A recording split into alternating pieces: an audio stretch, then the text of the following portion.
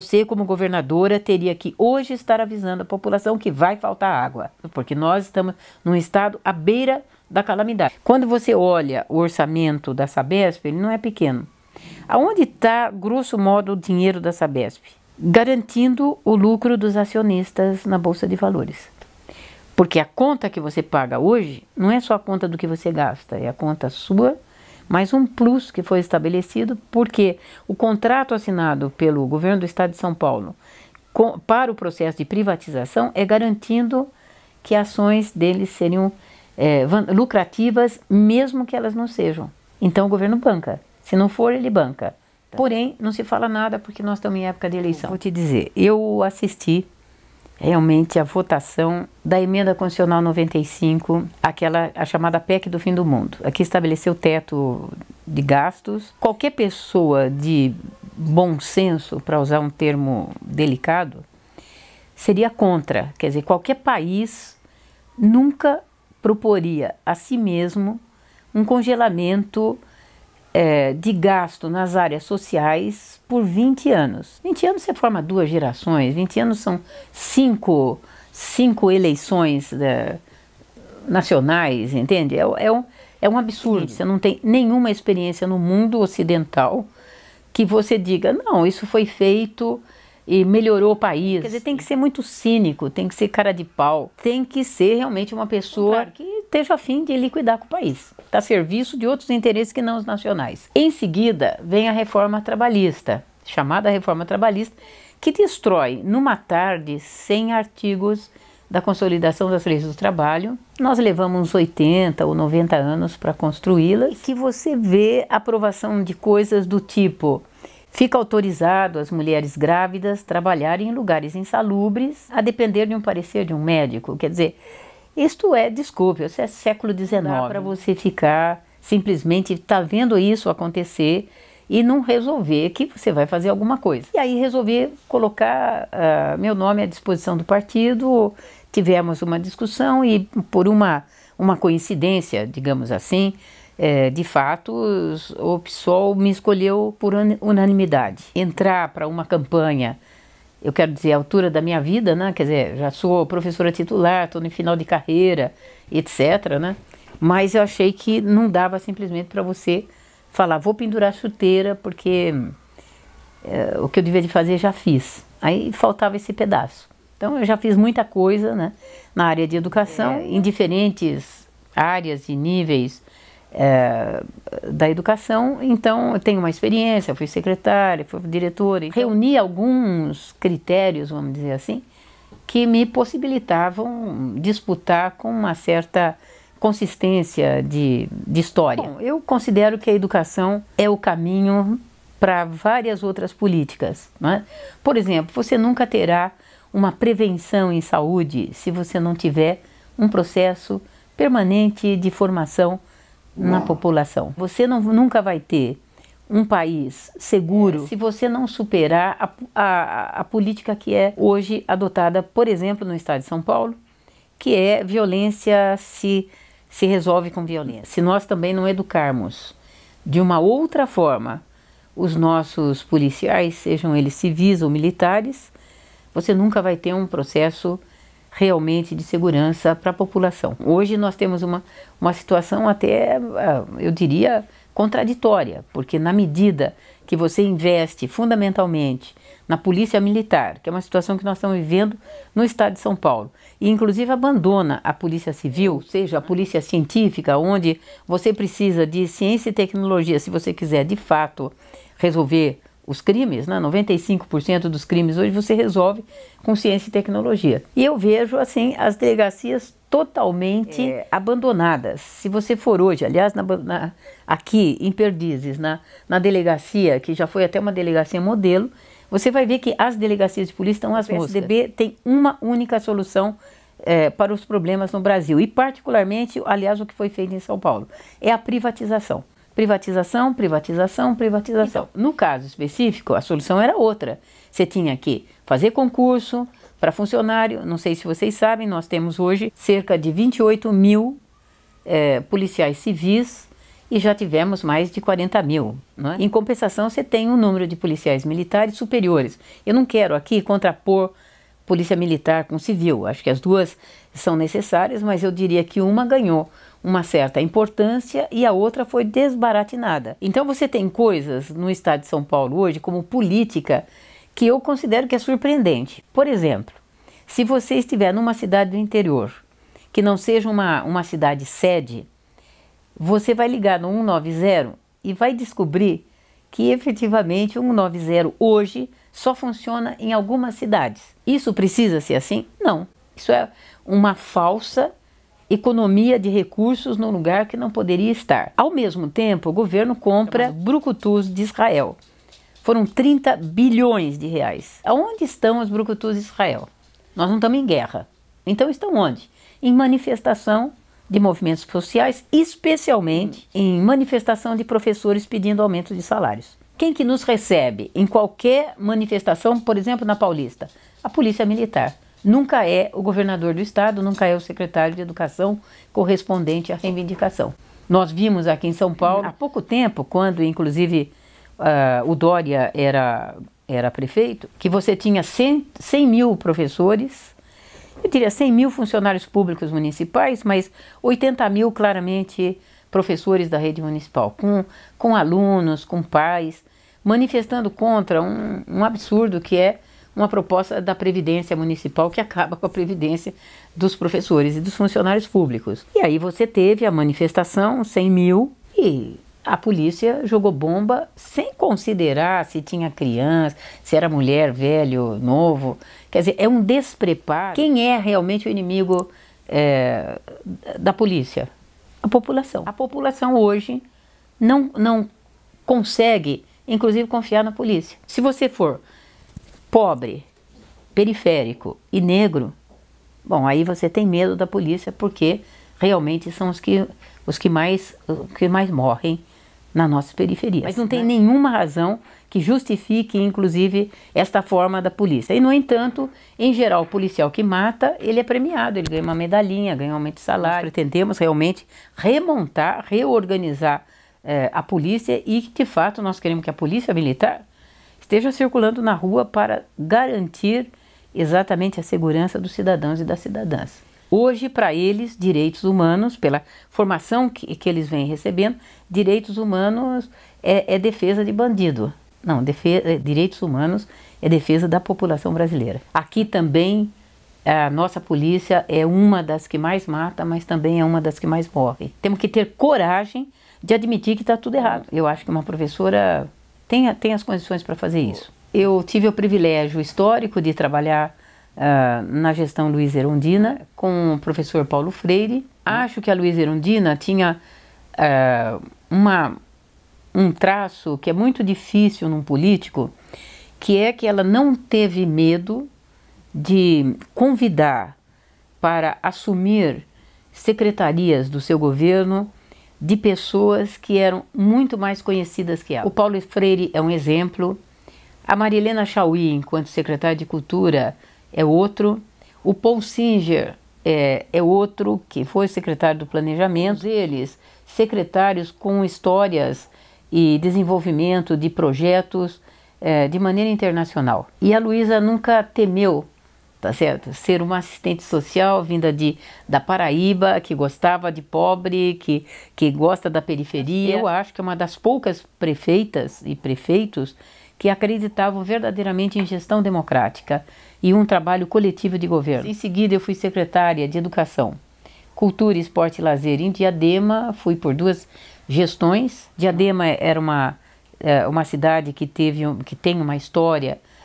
evidentemente, de preocupação com os grupos populares, é uma cidade que teve muita ocupação de terra pelos movimentos sociais, e era uma cidade que tinha uma característica, que a classe A não morava, não existia em Diadema, o rico morava em São Paulo, ou em São Bernardo, ou Santo André, mas não em Diadema, né?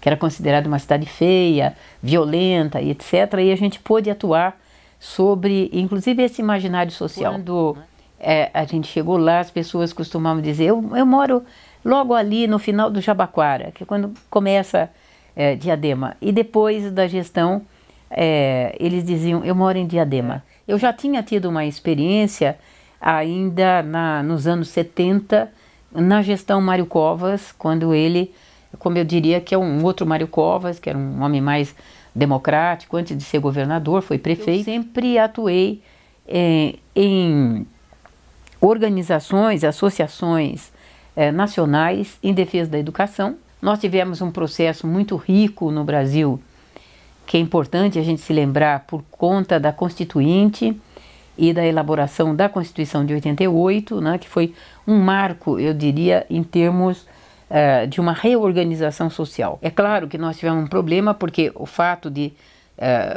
terminar a ditadura empresarial militar não significa necessariamente, não significou no Brasil rompimento com uma determinada concepção de política econômica e social. E nós criamos um Fórum Nacional em Defesa da Escola Pública que vigiu e foi, digamos, o espaço político dos educadores no Brasil que conseguiu levar para a Constituição uma determinada concepção de educação. Alguns ganhos que a gente teve na Constituição de 88, sem dúvida nenhuma, ela se deu em função da existência desse fórum, que fomos até talvez um pouco depois da aprovação da Lei de Diretrizes e Bases, já em 96. Nunca parei de ter uma atuação política no sentido educacional do termo. Um processo muito interessante na Faculdade de Educação da USP, que é um processo é uma das poucas faculdades que fazemos consulta à comunidade, uma vez que a USP não tem eleição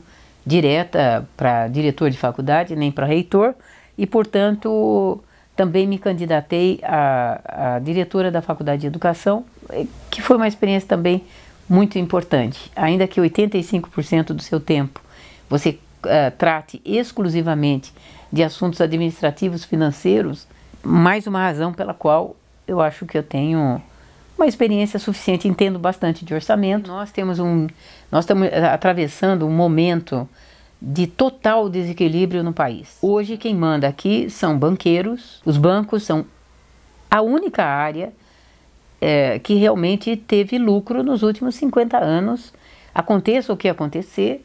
Toda a área industrial teve algum prejuízo, teve algum baque, eles não. A dívida do Santander com a prefeitura era de 300 milhões e que ele acabou negociando, ele, Dória, tá certo? Para o pagamento de 100 milhões. Bom, eu pergunto para você, quer dizer, se é justo, o Santander já comprou o Banco Banespa de uma forma que algum dia o PSDB vai ter que explicar. E aqui, em sendo PSDBista, você não consegue implantar nenhuma comissão parlamentar de inquérito, foi avante nos 24 anos e nos 14, particularmente do Geraldo Alckmin. Eu acho que você tem um sistema bastante desproporcional no Brasil, desigual. São os pobres que pagam mais imposto. O orçamento do Estado, Geraldo Alckmin, reservou em 2017 15 bilhões para desonerações. Mas ele está deixando um orçamento que está sendo votado, Lei de Diretrizes Orçamentárias, com desonerações no valor de 23 bilhões. Lembrando que desonerações é aquela autorização do governo para que empresas que de alguma forma prestem um serviço público deixem de pagar ou sejam reduzidos nos seus impostos. Logicamente não deveria ser o caso do Santander. Esse caso é com o Dória no município. Mas no Estado você tem firmas que estão devendo, a Daslu é uma delas, por exemplo, a Sadia é outra, que receberam desonerações. O que a empresa Daslu oferece aos paulistas para ela ter acesso a algum tipo de desoneração? Também a Sadia, o que a salsichinha tem de tão saudável na alimentação, tá certo, da população paulista? Qual a razão pela qual você concede a uma multinacional o não pagamento, tá certo, de mais de 1 bilhão. Estas questões, eu diria para você que no nosso governo, elas serão auditadas. Não quer dizer que nós vamos acabar com as desonerações. A empresa que empregue gente e que seja pequena, ok, todos eles terão o direito como a lei aliás, prevê. Apesar da lei dizer que tem que ser feita por publicação no Diário Oficial, O Alckmin fez somente por decreto. E no decreto ele coloca a área a que pertence à empresa. O cidadão paulista não sabia exatamente naquele momento que ele está concedendo, para quem que ele concedeu. A chamada transparência e a lei da transparência às vezes dá muito trabalho, que eu tenho como pesquisadora, a gente tem insistido e a gente entra com pedido pela lei da transparência exatamente para ter acesso a, de fato, qual é a situação financeira do estado de São Paulo. Hoje eu tenho clareza que dinheiro nós temos, tem que saber dividir melhor. Dá para dar aumento para professor? Dá, com certeza dá. E eu acho que o estado mais rico da federação devia de dar o exemplo para dizer, olha, este é o profissional, não sei se vocês sabem, mas do ponto de vista de categoria profissional, é a que menos ganha no Brasil, de ponta a ponta. Se você olhar até os editais de concurso, você vai lá ver médico, engenheiro, psicólogo, fisioterapeuta, tá certo? Quando chega em professor, ele é o menor. Eu acho que isso é uma vergonha, isso é um desestímulo. Hoje nós já temos uma situação que eu espero que seja enfrentada com a seriedade que precisa, que a juventude já não quer mais ser professor. Nós já temos pela primeira vez vagas ociosas, inclusive na USP, na área de formação de professores. Porque o salário é baixíssimo, eles até começam e depois dizem, olha, Elisete, se eu vendesse sanduíche natural ou camiseta, eu ganhava a mesma coisa e não teria que aturar a situação que estão hoje as escolas, que é uma situação muito difícil em termos de condição de trabalho. Os professores estão ficando doentes e estão mesmo, né? Estão desanimados, e eu diria que um professor animadinho faz muita diferença, inclusive na qualidade de ensino. Você quer ver se um governo realmente prioriza uma determinada política que ele diz que ele prioriza? Vamos ver quanto ele gasta. Se não fosse o movimento dos secundaristas ocupando as escolas, nós teríamos hoje menos 200 escolas no estado de São Paulo. Num estado que tem ainda 2,5 milhões de analfabetos, caiu um secretário. Mas não pensa que isto deixou de existir, porque eles fecharam nos últimos 2 anos cerca de 2.500 salas de aula. Aonde estão esses alunos? Alguns foram redistribuídos e outros foram realocados nas salas de aula. Portanto, onde tinha 30 alunos foi para 50. Muitas vezes eles citam, não, mas é assim que nem a reforma do ensino médio. É assim que acontece nos Estados Unidos. Espera um pouquinho. Nos Estados Unidos, você tem como média de alunos em sala de aula no ensino médio de 15 a 18 alunos. E você tem, de fato, 17 disciplinas optativas que ele pode escolher realmente. E não o que vem sendo feito aqui nessa proposta também maluca que o Brasil está vivendo sobre essa extravagância da reforma do ensino médio às pressas, né? E com uma proposta curricular no qual a chamada que vocês devem ter ouvido falar, da Base Nacional Comum Curricular, que tem gerado discussões, ainda bem, né? Significa que professores, alunos e pais estão razoavelmente atentos, mas que realmente traz como proposta para o ensino médio, de verdade, português e matemática como disciplinas obrigatórias. E o resto vai ficar para quem quiser. Então, não tem história, não tem geografia, não tem física, química, biologia, artes e educação física. O que eles querem exatamente com a educação da juventude? Por isso que eu digo para você, está na hora de um professor assumir e botar ordem no boteco, porque as coisas estão, inclusive, fora de controle. Nós temos hoje uma mídia dominada por 5 ou 6 famílias que manipulam a informação e a desinformação da população é muito grande. E eu fui candidata a deputada estadual em 2002. Tive uma bela votação, eu tive praticamente 38 mil votos, mas aquele ano foi o ano, teve 2 variáveis, foi a eleição do Lula e teve também o Enéas, que teve 1 milhão de votos, o que subiu bastante a condição para você ser eleito. O patamar naquele ano subiu muito, com 25 mil, 30 mil você estava eleito e subiu para um patamar de 65 mil, 68. E agora nós temos um outro problema, a legislação eleitoral, que aliás o Cunha, né, o que está preso, realmente fez antes de sair o desserviço, mais um desserviço que ele fez, foi exatamente mudar a lei eleitoral e nós temos essa situação que eu considero maluca, né? 45 dias somente, que você pode dizer, como eu posso hoje, vote em mim, Elisete, 50, certo? Além disso, foi estabelecido o que está sendo chamado de cláusula de barreira, que significa, por exemplo, que o partido desaparecerá como tal se não eleger 10 deputados em pelo menos 5 estados. Nós temos 5 deputados, eles são muito atuantes, já seguraram muita coisa, dão trabalho para os conservadores e para a direita hoje que domina o país. Tudo indica que você vai precisar, em São Paulo, talvez de cerca de 300 mil votos para eleger um deputado. É uma luta até injusta, mas são as condições que estão dadas. Nós vamos disputar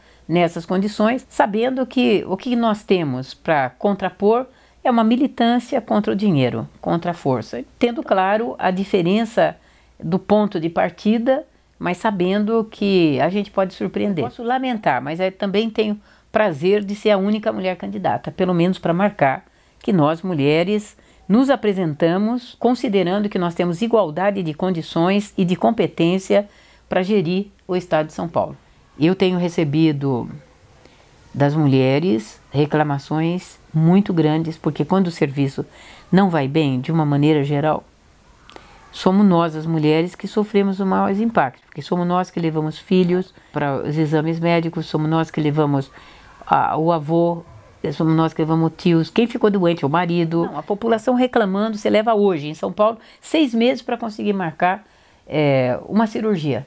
E você tem um hospital fechado. O ex-reitor da USP, que realmente conseguiu um fato inédito, que foi hoje fechar o hospital universitário. É um hospital escola, de excelente qualidade, muito bem equipado, e por incrível que pareça, este mesmo reitor, que por sinal é médico, é o atual secretário de saúde do estado de São Paulo. E eu vou dizer, a saúde, nós temos essa situação. Praticamente 80% do orçamento da saúde, que não é pequeno, ele está na mão hoje de privados. Eu tenho visitado os hospitais, às vezes de referência. Todos eles estão terceirizados. Você contrata uma empresa que terceiriza para outra, que terceiriza para outra. O Tribunal de Contas até do Estado está chamando de quarteirização, porque a maioria das empresas que estão atuando na área da saúde, na verdade, são 4 empresas. É uma que contrata outra, contrata outra, contrata outra. Porque realmente você vai contratando quem fizer mais barato. E aí o atendimento na ponta não necessariamente é o melhor, nem o mais rápido. Eu acho que hoje na saúde, a primeira coisa que você tem que fazer não é só nela, mas você tem que fazer concurso público.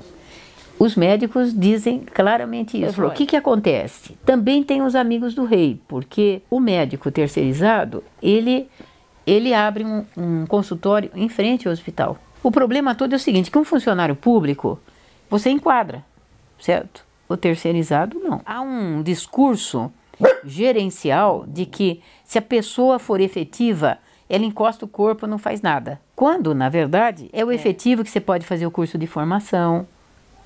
Terceirizado não faz curso de formação nenhum. Eu acho que tem uma concepção de desrespeito à administração direta que não se aplica. Não quer dizer que eu vou estatizar tudo, mas concurso para funcionários da saúde é absolutamente fundamental.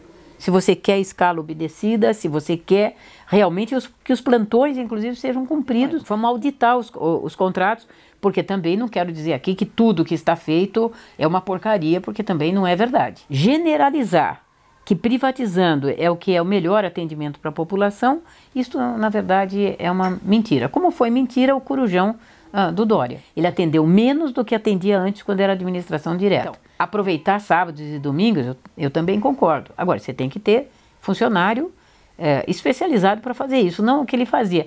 Põe um generalista lá qualquer e depois manda para o hospital público. Eu diria que hoje, né, você tem uma situação muito grave em relação às condições de atendimento de uma mulher que sofre violência. Você veja que na cidade de São Paulo nós temos hoje uma delegacia da mulher que funciona 24 horas. Uma que está no centro. As delegacias de polícia estão funcionando das 8 às 6, por falta de funcionários. Não funciona à noite. Ora, nós sabemos que o maior número de agressões às mulheres é sexta-feira à noite, que o companheiro bebe, sábado e domingo. E a casa de acolhimento está fechada.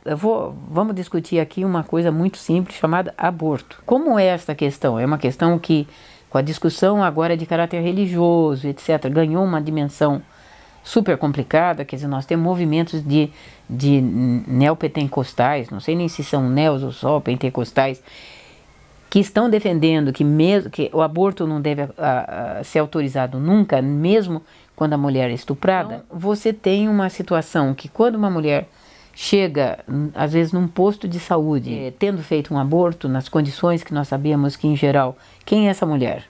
É uma mulher pobre, da periferia, tá certo?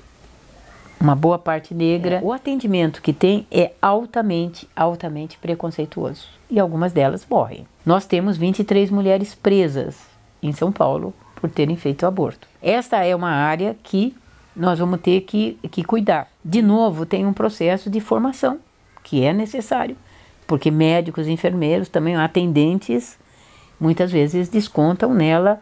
Temos recebido denúncias que não se usa sequer anestesia, que é para ela aprender que isso não se faz e assim por diante. A outra coisa é com relação a mulheres e homens trans. Os trans realmente não têm nenhum atendimento médico minimamente respeitoso. Há uma recusa em atendê-los, tá certo? Há um tratamento vexatório. Eu estive com um grupo de lésbicas e LGBTs, e particularmente as bissexuais, que falaram que o tratamento, os médicos em geral são altamente preconceituosos. Então, das duas, uma, você não fala, ou se você fala, tá certo? Ou seja, você não consegue discutir claramente o seu problema de saúde com um mínimo de respeito. Essa é uma área que eu acho que talvez nós mulheres tenhamos mais condição de cuidar e começar. Não é? Tudo isso é um problema de mudar um pouco a cultura brasileira. Nós também não estamos no ponto zero, já temos trabalho, temos movimentos muito importantes que têm trazido os esclarecimentos, que tentam discutir essas questões, apoiando e dando condições de funcionamento. Essa é uma área que às vezes você tem até organizações não governamentais muito bem sucedidas, muito bem organizadas, que podem contribuir exatamente com a gente. Mas eu estou muito preocupada com a cava subaquática. Há uma discussão, o que fazer com o lixo, e cá entre nós, compostagem, reciclagem, tal, está na ordem do dia. É um absurdo uma cidade, inclusive como São Paulo, rica, que tem realmente material e condição para fazer isso, você não tem um recolhimento qualificado. Eu vejo a naturalidade em Paris, que afinal tem 5 milhões de habitantes, não estamos discutindo uma cidadezinha de 100 mil, que você fala, não, cada um cuida do seu lixo, resolve o caso, tal, faz a compostagem doméstica, não é nada disso. Não é? É incrível, tá certo? Tem dia, recolhe um dia a garrafa, não sei o que, já vai pronto, já vai... Quer dizer, é só um pouco de organização. E evidentemente cobrança de que as empresas que cuidam do lixo, que na verdade em São Paulo é uma só, tá certo? Que elas sejam obrigadas a cumprir esse tipo de coisa. E que você depois tenha fiscal público para ver se eles estão fazendo. Tem uma situação até inédita que o PSDB inaugurou, que é o seguinte: quem faz a avaliação do trabalho da empresa contratada pelo próprio governo, surpresa, não é o governo, é uma empresa indicada pela empresa que foi contratada. E a Cava, ali, que é a região de Cubatão, na verdade, estão fazendo uma cava mesmo, uma cova, né, que é em forma de cone no mar. O que é apavorante é que os especialistas têm dito, olha, isto não dura 15 anos. Se considerar Santos, ali pega todos, pega Santos, São Vicente, Praia Grande, parece que vai até Itanhaém se aquilo explode. Estou preocupada com essas obras que estão em desenvolvimento e que não tem nenhuma denúncia sobre a gravidade da situação. Eu tenho hoje uma posição muito crítica em relação